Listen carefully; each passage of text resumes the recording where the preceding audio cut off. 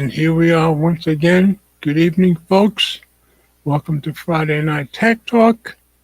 If you're new here, this is a show that talks about tech. We take a few articles every week and talk about any articles that might have come out from last Friday to this Friday.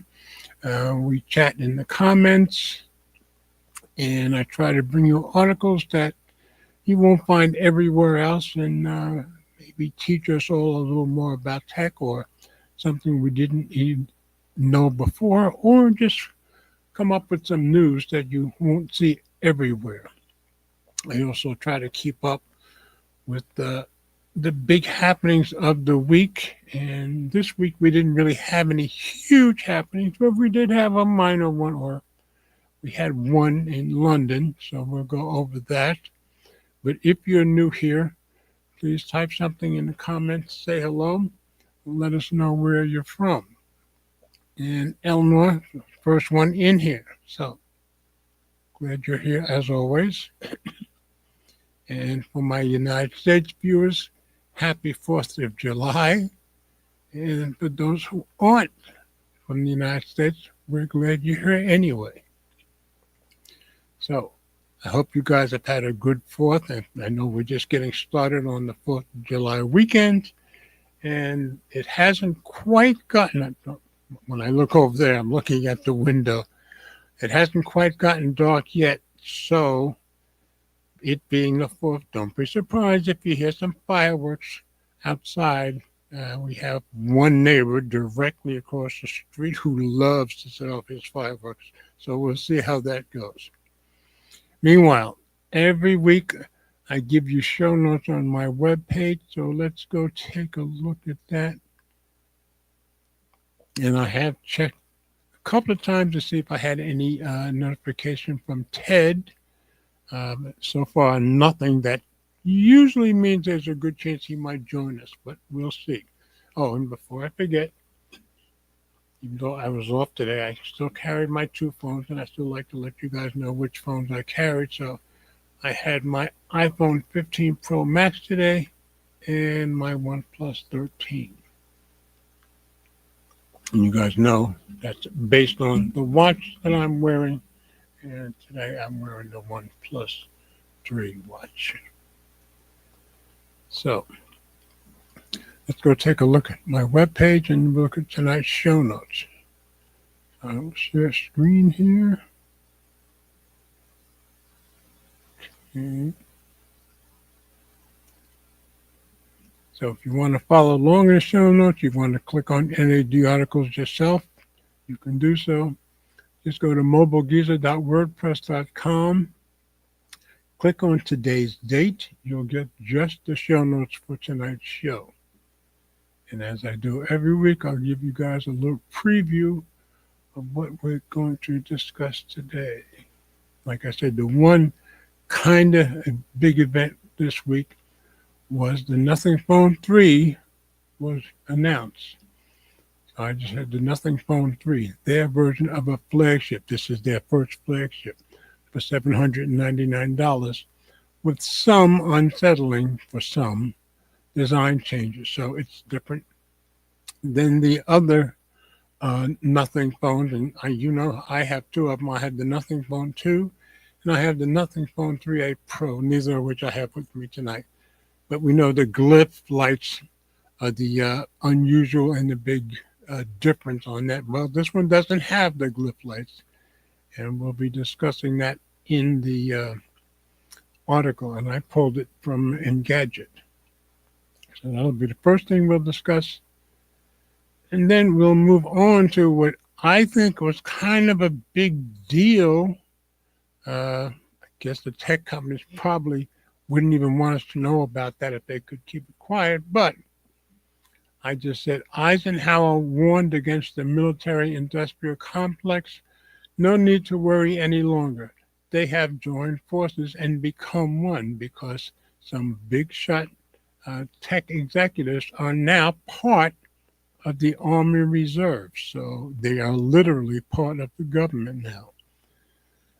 And I happen to mention Idiocracy and Rollerball. Why? Because both those movies the tech companies ran the government. Well, it looks like we're almost there.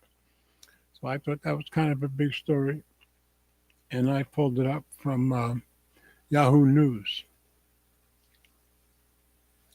Then I said the mysterious Samsung trifold phone may have been unearthed in One UI 8 because some enterprising guy dug into the code on One UI 8 and found some stuff referencing the trifold phone.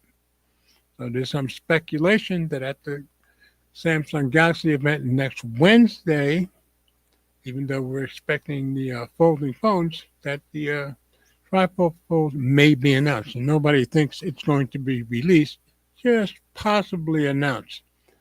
So just so we take a look at that from Android Central. Then moving on, oh yeah, and you can count on the fact that that's probably going to be like a $3,000 or something phone. That's what trifolds are these days. So I won't be getting it. And then I just said OnePlus is catching flack for collecting user info. And I just being sarcastic said, surely no one else does that. Again, an article on Android Central from Jerry Hildenbrand, who always knows what he's talking about, and I agree with him 100% on this one. So we'll go into that article. And then, because I told you about Intel laying off a bunch of people last week, well, this week it's Microsoft's turn. They're laying off 9,000 more people. So we'll take a quick look at that story on Tech Radar. And is a budget Samsung Galaxy Z Flip 7 in the offing? I think it is, and Phone Arena thinks so too. And they think it's going to be called the Z Flip 7 FE.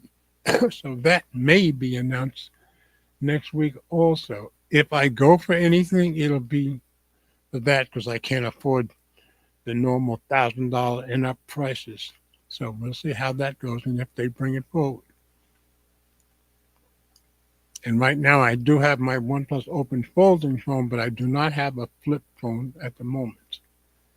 And my last story is from Meta. Meta, your public photos aren't enough. We want access to your private shots also. I found a story on Cyber News, and they'll ask for it, but they want you to give them everything as far as your photos. So that seems so meta to me. So those are the stories we'll go over tonight. So if Ted comes in, I'll certainly let you guys know. And nothing else new in the comments. I'm sure people are out doing 4th of July type stuff. And Ted is in Dallas, so he's an hour behind us. So it's only 7 p.m. there. So he could be out partying. Who knows? But we haven't had him for a couple of weeks. So, of course, we miss him. But if he comes in, I'll let you guys know. So let's go to the first story. The Nothing Phone 3. Their version of a flagship for $799 with some unsettling for some design changes. So like I said, I found it on Engadget, so let's go take a look. Nothing Phone 3 hands-on. A tiny, playful dot matrix screen in the company's most expensive phone yet. What is a flagship? And this was written by Matt Smith. He's their bureau chief in London. And Nothing is headquartered in London, and their event was in London. In fact, just today I watched MKBHD's weekly podcast, and he had sent David Amell over to London for that, and he had just gotten back yesterday. So they had talked about it a lot too. So this was published Tuesday, July 1st, which was the day of the event. Here's Annette. Glad to have you, Annette. You and Eleanor are the two first. Glad you're here. Okay, we're on our first story, and we're talking about the Nothing Phone 3. And as I said, you guys know I have the Nothing Phone 2 and a 3A Pro. I prefer my 3A Pro to this one, and I won't be spending $799 for this one, but there seems to be some split opinions about it. So let's drop it into Reader View and take a look. So this was from the event.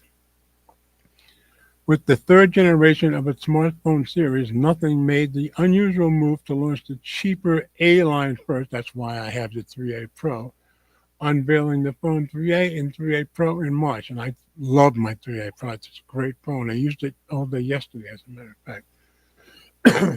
Now it's time for its latest flagship, the Nothing Phone 3, starting at $799 with an $899 option with 16 gigabytes of RAM. Goes up against giants like the Google Pixel 9 and Samsung Galaxy S25. Now they're going to the base generation of those, or the base models of those. A competitive slice of the smartphone world. Once again, though, there's nothing in the market that quite resembles a Nothing. That's true, as the company attempts to balance distinctive design with flagship and some not quite flagship components. Yeah, it's a flagship for them. Does not have a flagship processors, which we'll get to that. The big change this time around is that Nothing is swapping the flashing lights of its glyph interface for a tiny dot matrix display that'll be right here on the rear of the device, and it's calling it the glyph matrix. And some people seem to like it, some people don't. I've seen it in a couple of videos so far. I'm not crazy about it, but of course I tend to like my glyph. So maybe I'm being prejudiced toward this. Who knows? But anyway, we'll see what Matt thinks about it here. But obviously it's very different looking. It's the shiny design linchpin of Nothing's Phone 3. The matrix is made of, let me say, it's the shiny design matrix. That's this. The matrix is made of 489 LEDs and offers more utility than a light show. Yeah, that thing will show you a lot of different information. Nothing says it's an evolution of the flashing lights of the glyph interface into something more practical. I'll stick with my glyph interface. With that aim, there's a glyph button that sits under the glass back. So I don't even know where that glyph button is. I'm thinking it's this. Not entirely positive, though. Under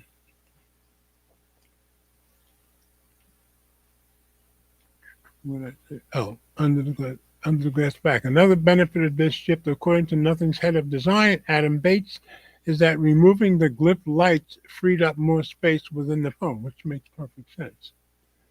Instead of having the lights on the back flash in patterns to indicate when certain contacts are calling, the Phone 3's new tiny screen can display microchromatic images instead.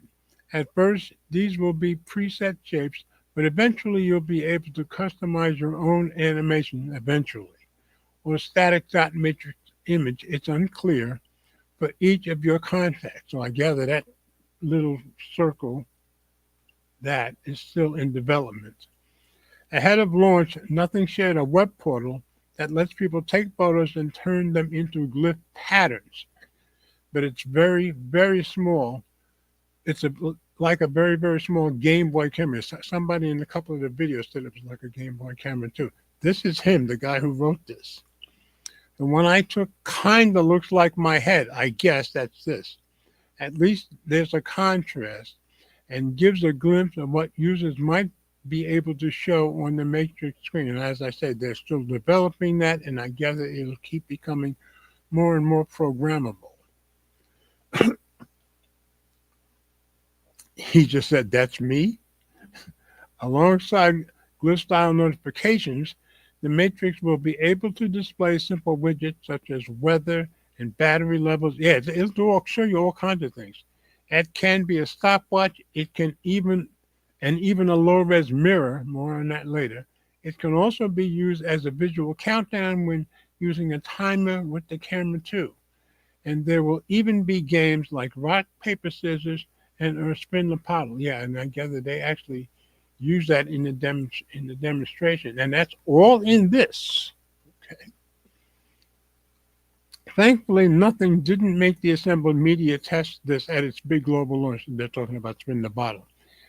You'll be able to make your own glyphs for an SDK being released by Nothing. It'll be interesting to see how difficult it is to program your own glyphs.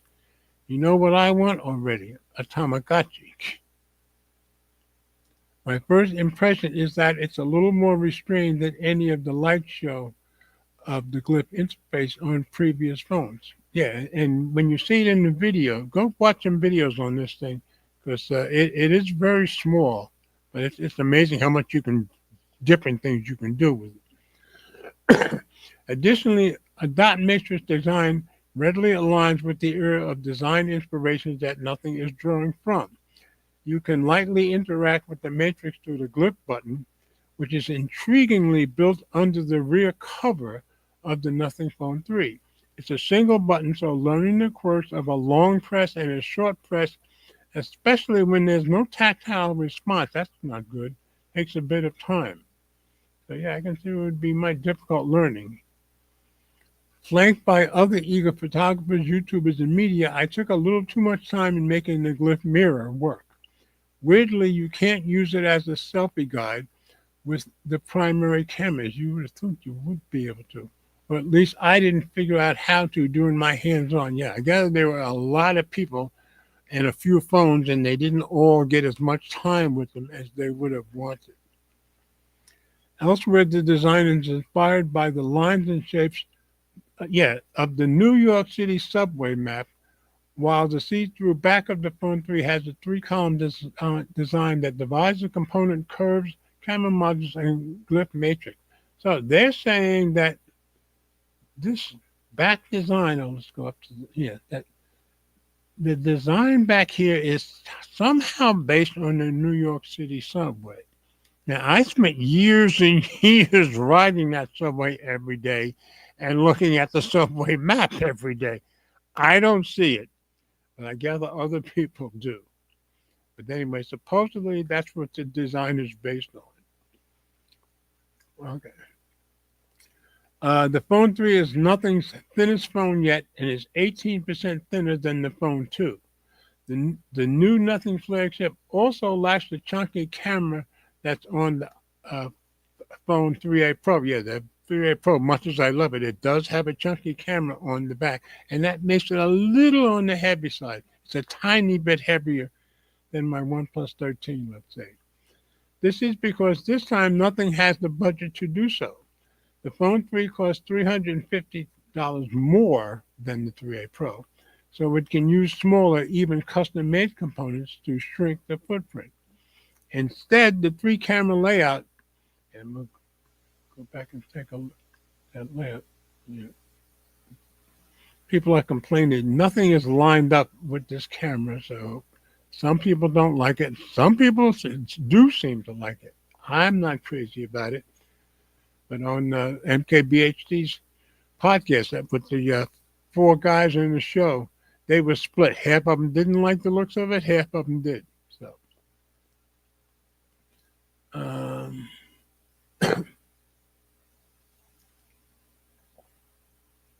instead, the three camera reminds me of a lot of the latest Galaxy S24 Ultra. That's what that three camera layout looks like to him, not to me.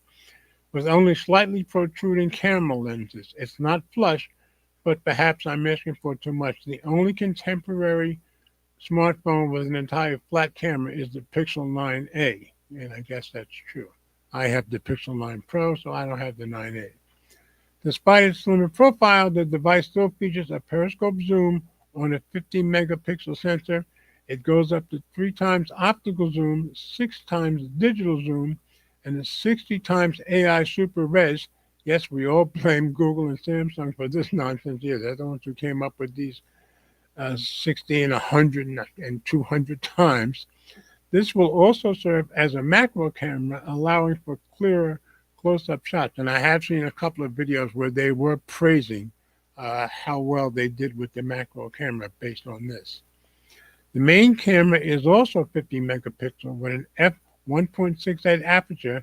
Nothing says it's 70% faster at capture than the Phone 2, and even includes a lossless 1.5x zoom. There's also an ultra-wide camera with a 114-degree field of view, and you might have guessed it, a 50-megapixel sensor. Even the front-facing camera is 50 megapixels. So I think that's good, I guess. Expect the usual Android array of shooting features across the camera system, including auto tone, portrait optimizer, night mode, macro mode, and action mode. There are also several shooting presets to browse for your favorite shooting aesthetic, which I enjoyed playing with on a demo unit. Like I said, I don't think any of them had all that much time for each person to spend on it. I am hopeful that the Phone 3 will be a capable enough smartphone camera that even on MKBHD's, he only had it for a day or two, so none of them even know what the cameras are like as yet. Taking some early shots during a hectic hands-on session at the launch event, the camera app seemed faster than past Nothing devices, and low-light processing seemed pretty close to the likes of Google's Pixel, which would be great, I guess. Imaging has typically been the weakest part of Nothing's phone strategy, but each iteration it gets better. It's something I'm looking forward to putting to the test. Nothing has added an LED light that flashes red to indicate video recording. Yeah, I gather when you're recording, this flashes so people can see that they are being recorded. People seem to like having that flashing light there. This can still be disabled in settings, but it's a nice touch that taps into the red splashes you'll see throughout Nothing's hardware and software. The Phone 3 also packs the company's brightest display yet. I gather people are very pleased with the display, reaching up to 1600 nits at its maximum brightness settings, peaking at 4500 nits with a compatible HDR content. The 6.67-inch screen has a higher 1.5K resolution than the Phone 2. I'd like to compare with the Nothing Phone 3A Pro, but since I'm not getting it, I probably won't be doing it. But I'll be looking for somebody who will. There's also IP68 rated protection against dust and water. That's good. Rounding out the spec sheet, the phone has a Snapdragon 8S Gen 4. Like I said, you have a premium phone, but that's not the best processor you can get. Snapdragon 8S Gen 4 processor making the biggest compromise this year. So you're not getting the processor you'd expect. Nothing told me that the Phone 3 wasn't chasing specs like phones that cost several $100s more. However, the Galaxy S25, that's the one they're going up against, the base one, has the more powerful Snapdragon Elite, and it's also $800. So a lot of people seem to be thinking they should have gone with the Snapdragon Elite. I think so too for $800. The good news is that the Phone 3 shouldn't be perceptibly slow or laggy. The company says it's 5 times faster than the Phone 3A. Nothing added. There should be a 60% improvement on AI performance compared to the Phone 2. That would be great. I'm intrigued to see how battery life fares, but not too worried. The OnePlus 13 Pro had the same processor and performed very well in our battery rundown test. The 5,150 milliamp silicon carbon battery can be charged to 50% in 20 minutes with a compatible 65-watt charger and up to 100% in under an hour. It's one of the first phones to arrive in the West with a silicon carbon cell, adding further intrigue to how well the battery life will perform. There's also 15-watt wireless charging, which Nothing seems to be keeping exclusive to its most premium phones. The Phone 3 runs Android 15 out of the box, but with Nothing's spin on things, featuring custom icons and native apps. That includes Essential Space, which I've shown you before on the Nothing Phone 3A Pro, which works with a hardware button launcher first introduced on the 3A. Yeah, and I have it on the 3A Pro.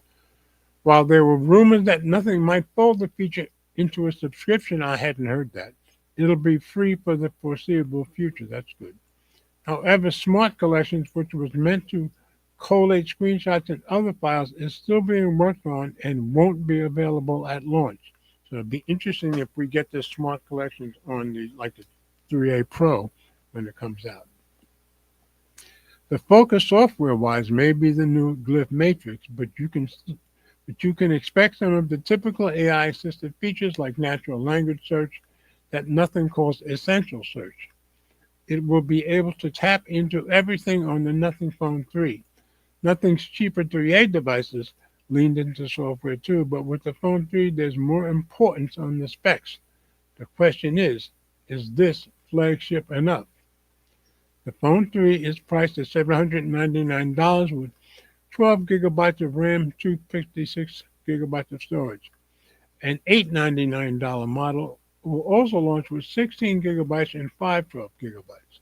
Both black and white versions will be available to pre-order on July 4th today, with sales starting July 15th on its own store at Nothing Tech. Yeah, if you go to the Nothing US, it's there already to pre-order. The company plans to launch its own drops in select physical locations on July 10th. So that's basically it. It seems people are really split down the middle on whether they like this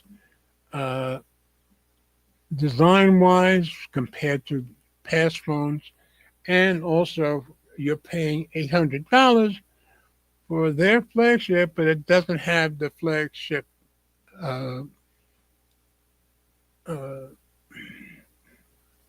processor. So, and here's Brian. Happy 4th to you, Brian. Glad you're here. And of course, Mr. Faithful is always there. Thank you. So people seem to be split down the middle on the Nothing Phone 3. I don't think I'll be picking it up. I still think I like my 3A Pro better, at least looks-wise, and I'm very happy. And as far as they kept comparing it with the Nothing Phone 2, which I still have, and it takes pretty good pictures for a mid-range phone. So, of course, the 3A Pro takes even better pictures. I'll be interested to see when there's some comparisons between the 3A Pro and this out there that I can just take a look at. So, that's the Nothing Phone 3. And you can go pre-order it right now. So let me get a sip of Coke while we're here.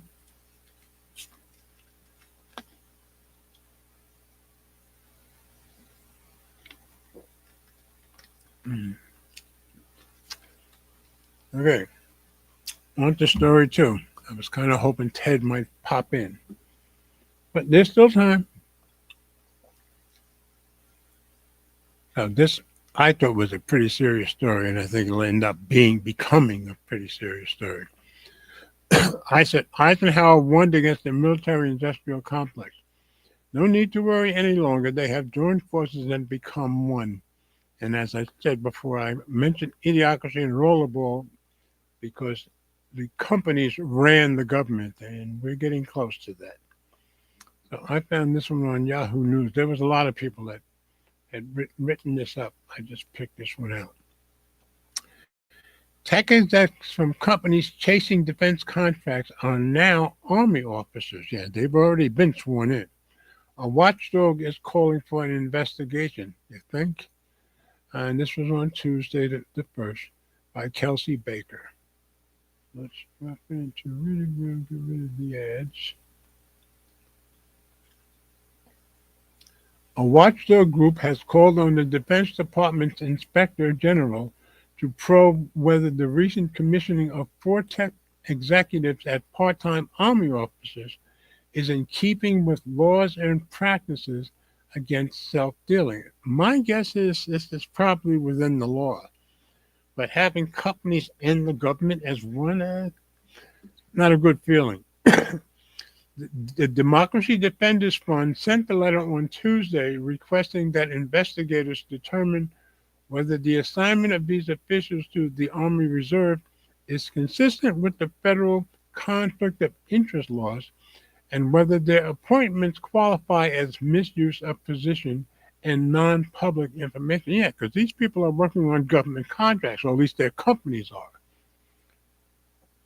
The executives, Shyam Sankar, Chief Technology of Palantir, well, we knew they'd have a lot of government contracts.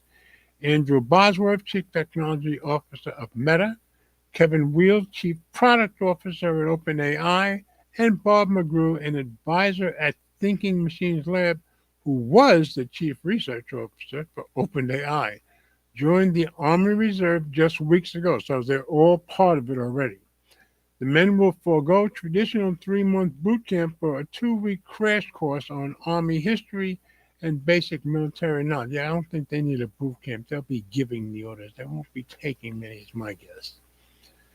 These executives may be in a position to influence Army and Defense Department contracts, you think, as newly minted lieutenant colonels, and they put them up pretty high too, or share vital inside information, like our politicians do, to benefit their companies, which could increase the value of compensation like stock options. Yeah, I wonder who else does that. It's not unusual for civilians with expertise to bypass the most junior officer ranks for mid-level appointments. Yeah, well, Lieutenant Colonel, that's a nice level to start with. Historically, that has most often included chaplains, veterinarians, and medical providers, career fields that require advanced degrees to join. The Army has made efforts to recruit more Americans with cyber and tech experience. Here, they got it this time, though the 4 executives are the highest profile enlistments to date. The Democracy Defenders Fund outlines special concerns regarding ongoing contract work Palantir and OpenAI have undertaken with the DoD recently. The problem is you're asking the people who work for the Army or the DoD to investigate. It doesn't make sense. It's common for military reservists to have civilian careers in the DoD. The problem with these tech execs, the group says, is the profound amount of lucrative government contracts at stake for their companies. Yeah. And they're just showing a picture of somebody in boot camp. These guys are not going to boot camp, so not a problem. Some of these individuals have significant personal financial stakes in their outside employers, including stock options, restricted stock units, and performance-based bonuses, which they seem unlikely to divest for part-time government positions, the letter read. I agree. Given the ongoing and clear financial interest these appointees have in the adoption of artificial intelligence by the Department of Defense, there is a real risk that these individuals may engage in self-dealing, you think, or use their positions or non-public government information to benefit their outside employers in violation of federal law. And I would say try and prove that. The executives' commissions are part of a larger Army effort to rapidly modernize to better harness Silicon Valley's tech for future battlefields.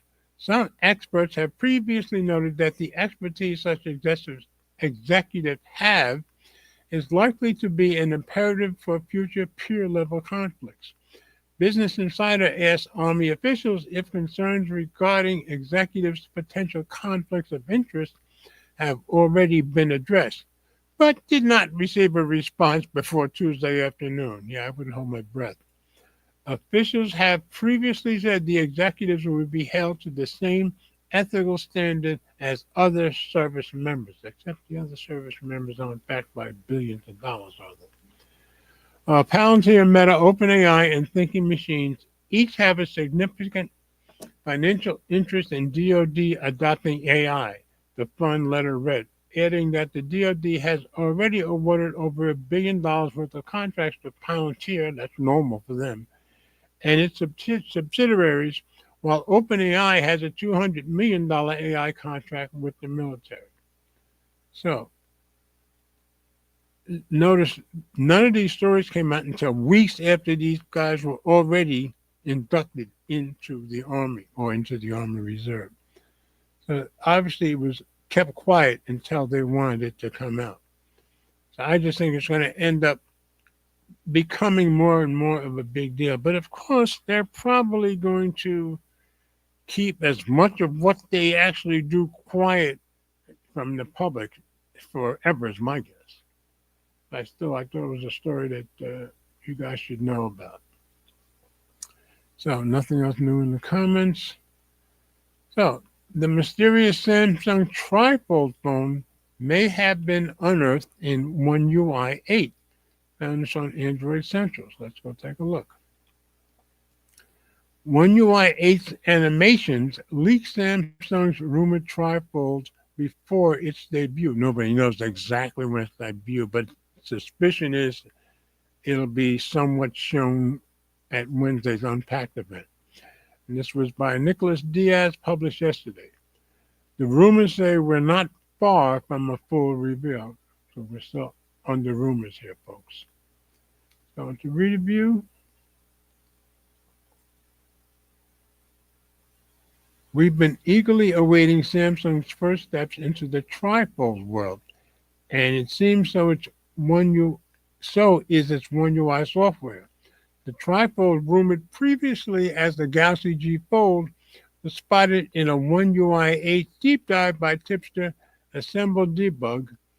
However, as the post notes, Samsung's internal code refers to the device as the Multifold 7, which is speculated to be a code name. The more substantial pieces of evidence regarding support animations for the phone's functions. One animation shows off the trifold's folding process, which sees the leftmost portion opening, revealing its full display. So again, these were just in code. Nobody's actually seen them yet. The tipster went further, stating that One UI 8's animation, so just animation, suggests Samsung has gone with two inward folding panels, so nothing will be showing on the outside, I guess. However, the software's animations warn that both foldable panels aren't created equal, although I gather it will have an external display. It appears that the two hinges for the left and right panels are different sizes. The former is seemingly much smaller, meaning that it needs to be folded first. You have to fold it the same way every time. This theory is backed up by One UI 8's warning animation that says users should not fold the panel with the camera away first when closing. As the tipster assumes, this warning is in place to likely avoid breaking that left panel, hinting at design. So this is the back. So I guess it'll fold. This side, I guess, will fold in first, and then this will fold on top. Aside from the support animations detailing precautions, they might have also hinted at the phone's design. The tipster's evidence suggests Samsung's G Fold, or whatever it may be called, will see a design similar to the Galaxy Z Fold 7, which makes perfect sense. The rightmost panel seems to house the vertical triple array camera, which looks similar to what we've seen on the Z Fold 6. The lenses appear to be raised onto a pill-shaped island, and the rings may also sport those thick black rings too. So, talking about over here. The center panel will house the phone's cover display. So I guess that'll be here. I'm having a hard time picturing that. We'll have the phone's cover display and centered selfie camera, leaving the final panel empty. Additionally, it seems Samsung will place its internal display selfie camera on the far right side when in use. We've been on the Samsung trifold train ever since it dropped a not-so-subtle teaser about it during Unpacked. Listed among that would have been the spring Unpacked. Listed among its Android XR and other foldable illustrations was a trifold device. We're all aware of Huawei's Mate XT surprise, and it seems Samsung wanted in, except the Huawei, the outer display, it's open to getting scratched up, where this one will fold in. There were rumors that Samsung could provide its version with a 9.9 10-inch internal display when completely unfolded. A more recent rumor suggests next week's Unpacked event could host the phone's full reveal, so maybe we'll see it on Wednesday. However, there's a chance consumers won't get their hands on it until the fall. More importantly, speculation states Samsung might only make a limited number of G Fold phones, starting around 200,000 units. Regardless, Samsung is preparing for its summer Unpacked event where we're expecting to see the Galaxy Z Flip 7 and the Fold 7. And I think we're going to see a Z Flip 7 FE. At least I hope. So just wanted you guys to see that story that maybe we'll see this trifold on Wednesday. Nothing else new. Let me get another quick sip of Coke. Going to be a quick show again.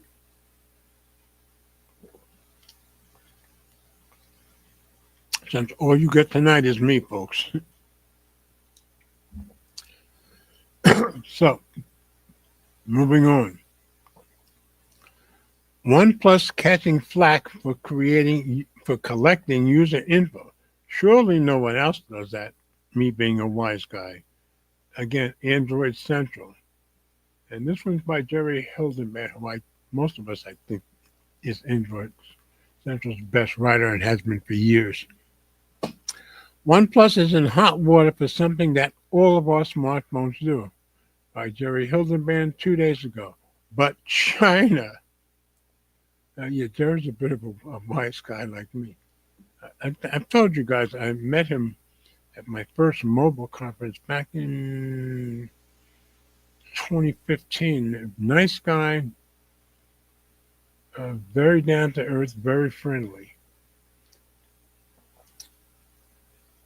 U.S. Representatives John Moolenaar, Republican Michigan, and Raja Krishnamurthy, I guess, Democrat, so you got Republican and Democrat, have convinced the U.S. Commerce Department to look into phone maker OnePlus after alleging the devices are collecting user information without explicit user content. Gee, I wonder who else does that. It's alleged that a commercial analysis indicates potential unwanted data collection by OnePlus devices, which is then sent to China-owned servers. Yeah, we'll find out later that nobody knows where that stuff is going, but they're making their point. I've not read the analysis. I currently don't have a OnePlus phone. I have two at the moment.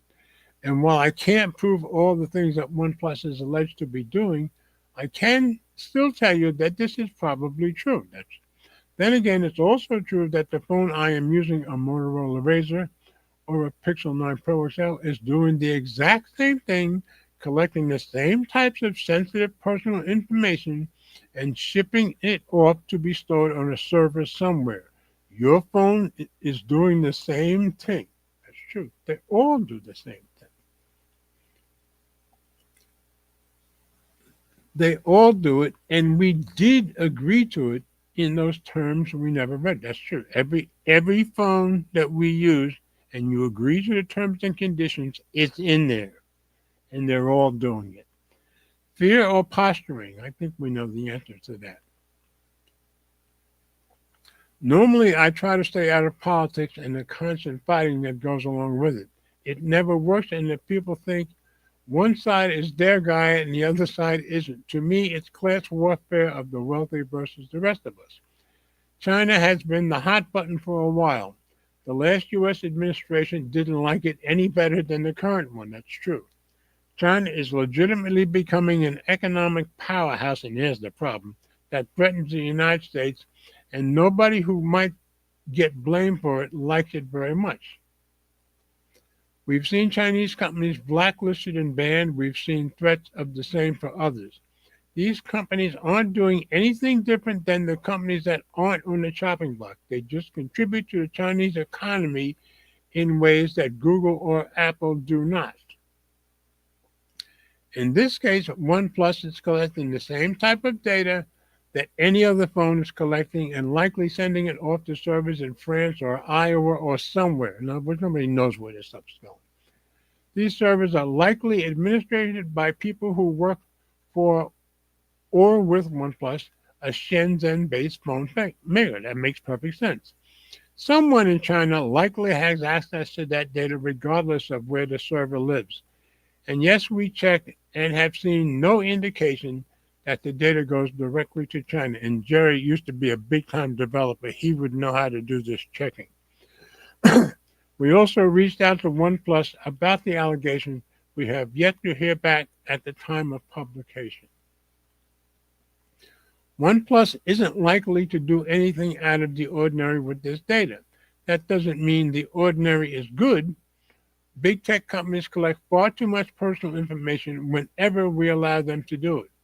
The user data also isn't going directly to some sort of secret communist spy agency. It's just being collected so OnePlus can try to sell you more stuff or build a better AI powered piece of software. Again, just like Amazon or Meta does. The current administration likes to say they are tough on China. They don't mean the people of China, they mean the government. And the companies use it to bolster the Chinese presence on the world stage. Now, of course, the current administration isn't going to be really upfront with the fact that their new phone, the Trump phone, is also going to be made in China. And Trump may not even have known that when he started, but that's what it turned out to be. If OnePlus were based in Oklahoma or even Saskatchewan, nobody would bat an eye about it collecting the same amount and types of data that everyone does. The one thing the government needs to do is protect us, and giving us a free pass to a company that isn't contributing to the new bad guy on the block isn't doing it. If it's bad when OnePlus is doing it, it's also bad when Samsung does it. Totally agree. But I digress. In a few years, when we get to elect another set of politicians who will do the same thing. No, in a few years, we get to elect another set of politicians who will do the same thing. So, it's a Jerry's probably the best writer. He's very knowledgeable, and he's just making the point. They're not doing anything different than anybody else, but China's the one we're so scared of. So China's the one our politicians are going to try to pile on. So just interesting. All right, nothing else new in the comments. We will move on. And last week it was Intel laying off a bunch of employees, so I thought I should let you know that Microsoft is doing it this week. Microsoft continues the job-cutting trend in big tech. I found this one on Tech Radar. Microsoft is laying off 9,000 employees in its latest huge job cut by Benedict Collins, published yesterday. Microsoft is cutting more jobs as it continues AI push. So into reader view we go. Sometimes you gotta go back and do it twice. But hope it does it right this time. There we go. Microsoft is cutting 9,000 jobs, with most of those facing the axe being employed in the gaming division. But, pardon me. We continue to implement organizational changes necessary to best position the company and teams for success in a dynamic marketplace, a Microsoft spokesperson said via CNBC. The job cuts seek to reduce the layers of managers standing between individual contributors and top executives, a person familiar with the matter told CNBC. Microsoft reveals another round of cuts. Cutting jobs seems to be the growing trend for many large companies, with Microsoft cutting just under 1% of its workforce in January this year. Another 6,000 workers, mostly programmers, were cut in May, and a further 300 jobs cut in June. Phil Spencer, Microsoft CEO of gaming, wrote in a Wednesday memo to position gaming for enduring success and allow us to focus on strategic growth areas. We will end or decrease work in certain areas of the business and follow Microsoft's lead in removing layers of management to increase agility and effectiveness.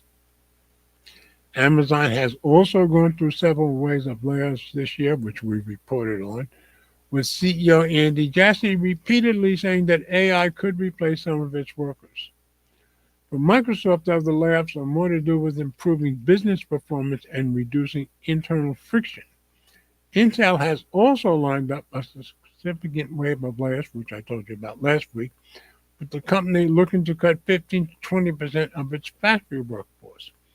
Intel also laid off 15,000 people in August 2024.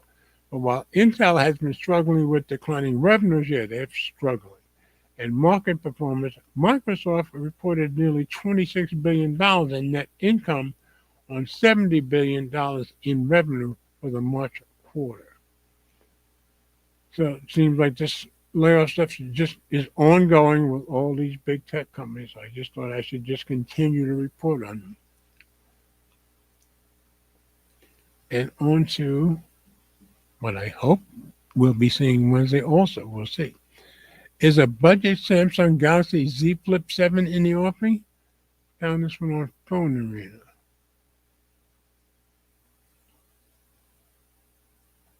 A budget Samsung Galaxy Foldable is definitely, I hope they're right, happening this year. An accidental listing has all but confirmed the Galaxy Z Flip 7 FE. And we have Spigen to thank for this one. So this was published 2 days ago by Abdullah Asim, who does a lot of their good articles. Let's drop it into reader view. Now let's try it again.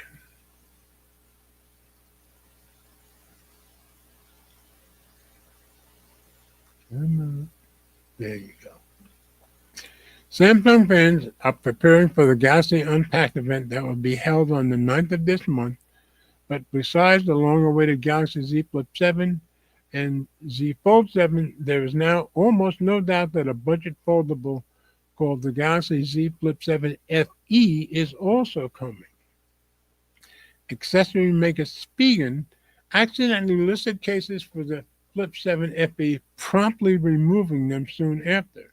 The listings were noticed by Android Central, which managed to get screenshots of the Google results before the pages disappeared. So we've already had 2 Android Central stories. Well, thanks to Android Central for this story also.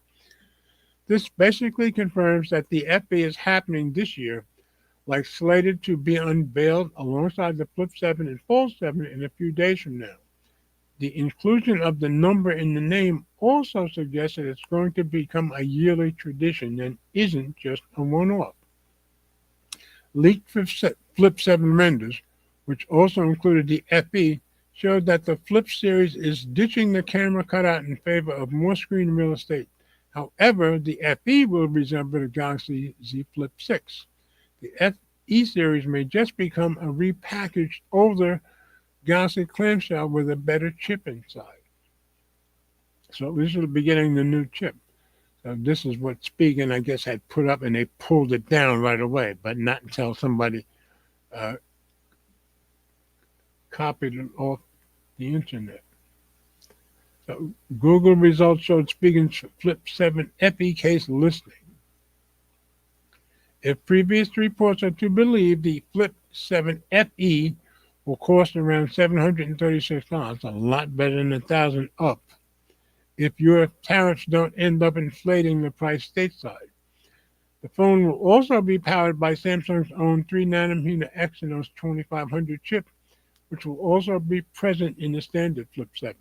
After failing to get it ready on time for the Galaxy S25 series, it's time for Samsung to show the world what Exynos can do. Yeah, I gather they keep saying the Exynos chips keep getting better and better, so I hope they're right. For those who want the best, the Fold 7 will be powered by the Snapdragon 8 Elite. Furthermore, Samsung has reportedly improved the crease and also made so many other technical improvements that the Fold 7 makes the Fold 6 look ancient. That's why I still have my OnePlus open, and it's, to me, still the best one out there. The Flip 7 itself, though sharing the same chip as the FE, will have bigger displays and better cameras. So even the FE will have the new chip. If you can stretch your budget by $100, $100, the recently released Xiaomi Mix Flip 2 is also an excellent alternative to the Galaxy Z Flip 7 FE. It's got a bigger battery as well as a Snapdragon 8 Elite chipset. That's why the extra $100, I guess. However, if you can't live without Samsung's One UI or just really need the 7 years of updates, then the Flip 7 FE is the correct choice. One of the reasons that the foldable industry has been in a decline is the fact that foldable smartphones are just too expensive. That's a fact. I'm glad that Samsung has realized that and is taking steps to provide alternatives that are easier on the wallet but no less exciting. Yeah, because I can't afford the higher end ones. This one I would probably go for and do some kind of trading. So that's the one thing I'll be excited for if it comes on Wednesday.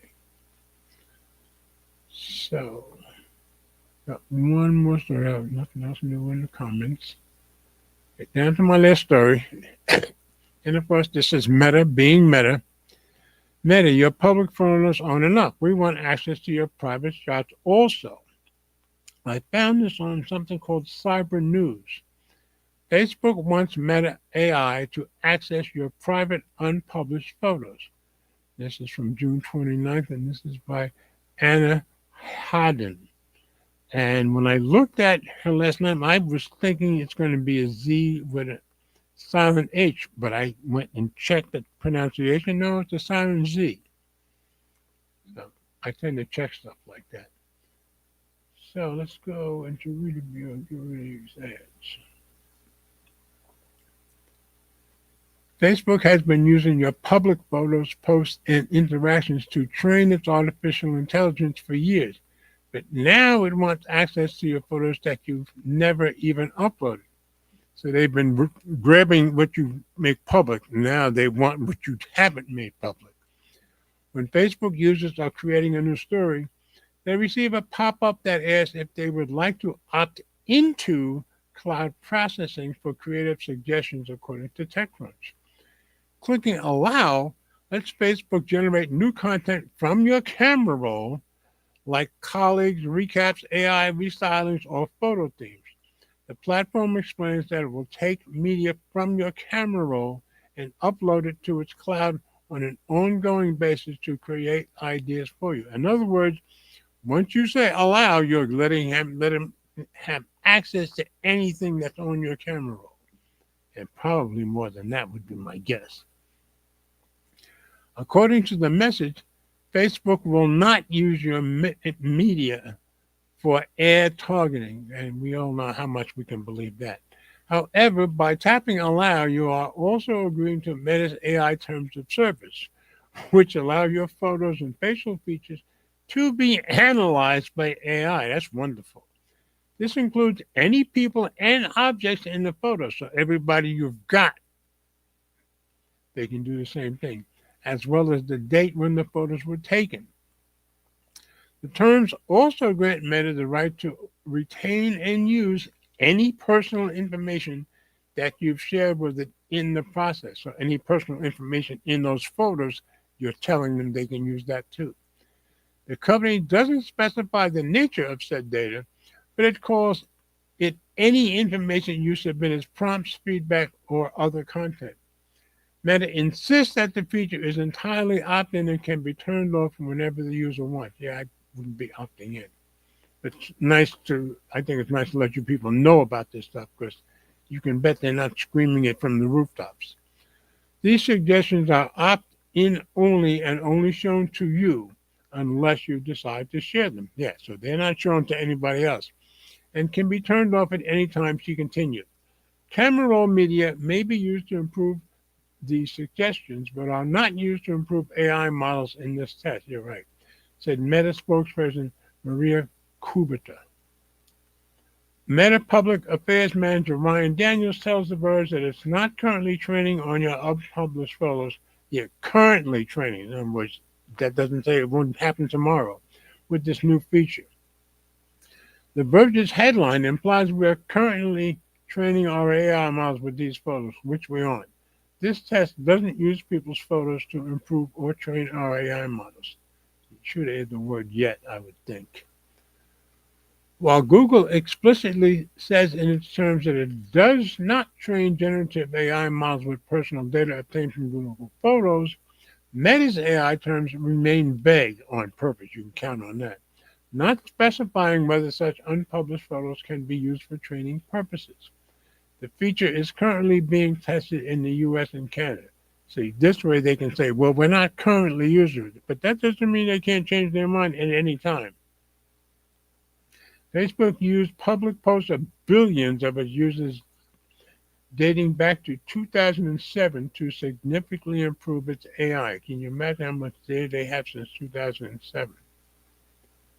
So just thought you guys should know that Zuckerberg's company is up to what Zuckerberg's companies are always up to. So no surprise there. So as I try to remember every week, I still have this little section down here to remind me to tell you guys anything you want to discuss down here before I get off. Now is the time. So let me stop screen here. So anything else you guys want to say before we get out of here, please type it in the comments now and we will discuss it. Sorry, we didn't get Ted in here, but I haven't heard from him. But he's got a new job, I think, starting next week. So he's been kind of busy. And of course, it's that time of year when his photography business on the side is probably doing pretty well too. So nothing else new in the comments. So I just want to say I hope everybody has a very blessed and happy 4th of July weekend and a wonderful week next week. And as I said last week, that's the old song expresses my sentiment when I said we all do better when we love each other. I said I'm going to probably keep ending with, come on, people now. Smile on your brother, everybody get together, try to love one another right now. See you next week, folks.